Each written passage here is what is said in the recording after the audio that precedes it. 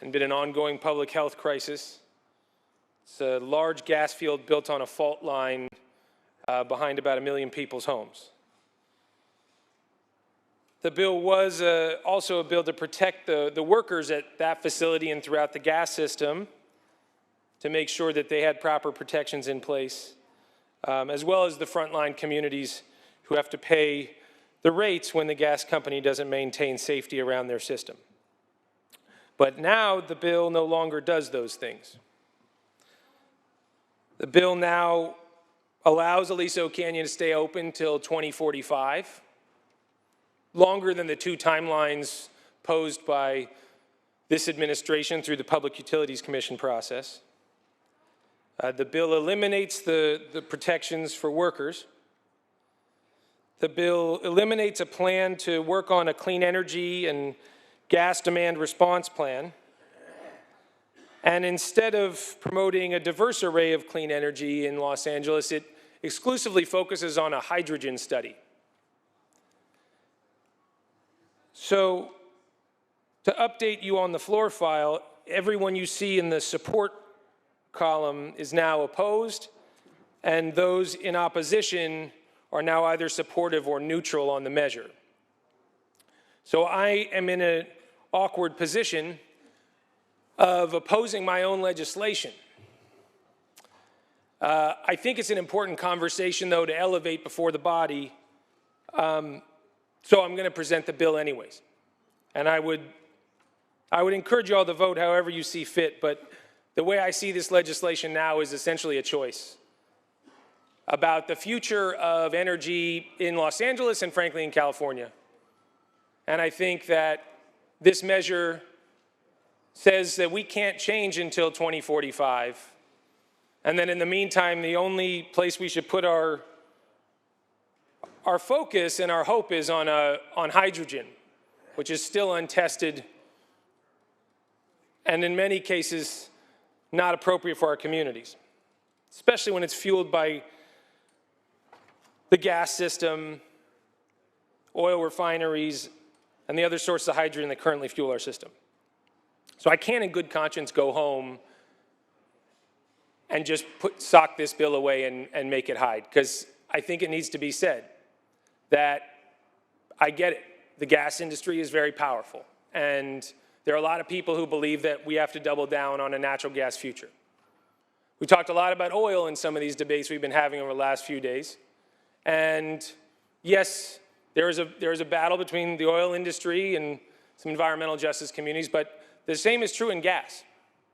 And for anyone who lives near a peaker plant, if you live in Puente or Oxnard or out by the Valley Generating Station or down in the South Bay, if you live in the shadows of a power plant or a gas field, you know that it's not a 2045 question, it's a yesterday question. I think there's a better way. When we closed Aliso Canyon, we had functional power in Los Angeles for years. We replaced it with over 1 gigawatt of energy storage, which SoCal Edison brought online to tremendous success that's still providing resilience. And right now this year, we're going to have to decide from a reliability perspective in California, are we going to double down on the gas system, or are we going to embrace the future? That's about Aliso, but it's bigger than Aliso. Are we going to say we need to copy the Texas model and say only through those giant fossil fuel power plants are we going to be safe? Or do we realize on extreme heat days those are actually the most vulnerable assets? And we actually should be building faster transmission, energy storage, utilizing the power of offshore wind, bringing new assets online that are ready to go. So I've never voted against my own bill before, but I'm going to today. And I wish I didn't have to. I wish I didn't have to. But there's a power shift that needs to happen in Sacramento and all over this state. And that's why I'm going to stand in opposition here today. So I respectfully request your no vote. Is there any discussion or debate on this item? Senator Daly. Thank you, Madam President. Members, I saw this bill in EQ. And, you know, there's a lot of debates on this floor about what the future is of California's electric grid. Let's talk about it for a second. We're going to shut down Diablo Canyon nuclear power plant, 6% of California's electricity. Aliso Canyon, we had a leak there. We need to fix the leak, obviously, because it's an environmental problem and there's a lot of people's lives affected to it. But we also need that gas storage facility when it's 100 degrees and you have to have a peaker plant because we don't have the transmission to get the solar from Kern County to Los Angeles where there's 10 million people because those projects have been blocked by social justice, environmental communities. No different than the chair's bill that is trying to do biomass so we can take the trees out of the valley and actually, instead of open burn them, put them in a facility and make green electricity. We don't count large hydro in California as green. 30 megawatts and down are green. 30 megawatts and up are not green. Explain that one to me. It's BS. If we really want to talk about what the future is of California's electricity, let's talk about it. But we keep talking about ending one style of energy like gas or nuclear. We have to have a diverse portfolio to make sure that California's needs are met. It's the same thing we saw in all these debates about what the future is of California's climate goals. We've seen 4 bills come through here talking about cement production because we need cement in California. No time soon are we not going to use all these commodities, oil, for example. So why don't we lay out a real strategy, a real plan that allows us to get where we want to go? Where do we want to go? We would love to see people driving electric cars, not combustible cars, but we have an electricity grid that's antiquated and can't provide the energy for electric cars. But we keep marching down that road at all the expense of our constituents who pay the highest rates for gasoline and the highest rates for electricity. And you know what? We keep throwing money at it and we keep forcing people to change their way of living to come to an outcome that is not getting there. It's driving people out of California and it's driving people's lifestyles to the brink of where they can't even afford to put gasoline in their own car or cool their house because electricity rates are too high. And it's really affecting those folks who are on fixed incomes and hourly wage earners who are the poorest in the state of California. So this bill and all these other bills, we need to have a real plan that moves forward, a plan that actually uses all these and moves us towards a carbon-free environment. You can't do it overnight, and you can't do it by setting a goal and then shoving everybody into a box. You do it by a plan. It's no different than our water storage. You can't just conserve your way out of it. At some point, you need more water. Common sense approaches to getting California where we want to go instead of just pushing it to other states and other nations.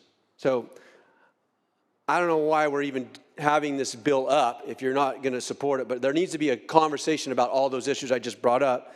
And we talk about them in committee, but we don't seem to get the legislation to go through or the administration to move in a proactive way to make California the Golden State once again. So I will be happy to kill this bill with you and start over. Senator Leyva.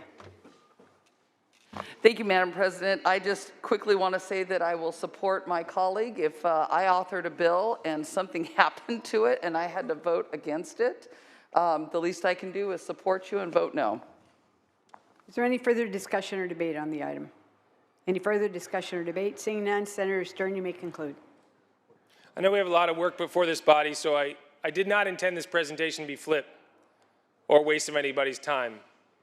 But if you do believe that we need to rely on a gas system for the next several decades and double down this year, you should be voting aye on this measure, just to be clear. And if you believe that we can find a better way and that has to start right now, you should be voting no on this measure.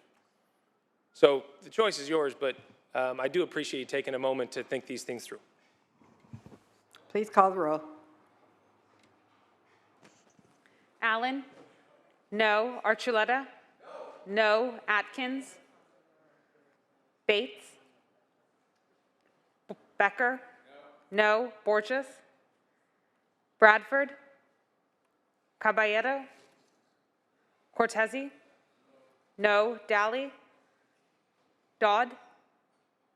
Durazo? Eggman? Glazer? Gonzalez? No. Grove? Hertzberg? Wesso? Hurtado? Jones? Kamlager? No. Laird? Leyva? No. Limon? No. McGuire? Melendez? Min? No. Newman? Nielsen? Ochoa Bogue? Pan? Portantino? Roth? Rubio? Skinner? Stern? No. Umberg? No. Wajkowski? Wiener? No. Wilk? Please call the absent members. Atkins? Bates? Borges? Bradford? Caballero? Daly? Dodd? Durazo? Eggman? Glazer? Grove? Hertzberg? Wesso? Hurtado? Jones? Laird? McGuire?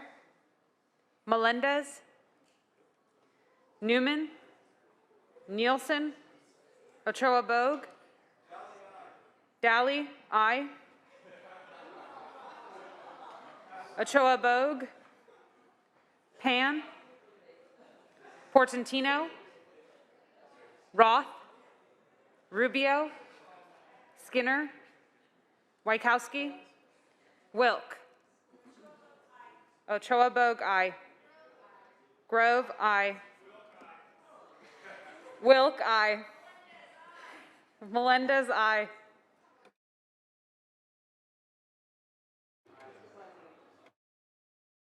The ayes are 5. Oh, one moment. Ayes are 5, noes are 12. The measure fails. Members, we had some fun with that one. We're now moving on to file item 36, Senator Caballero.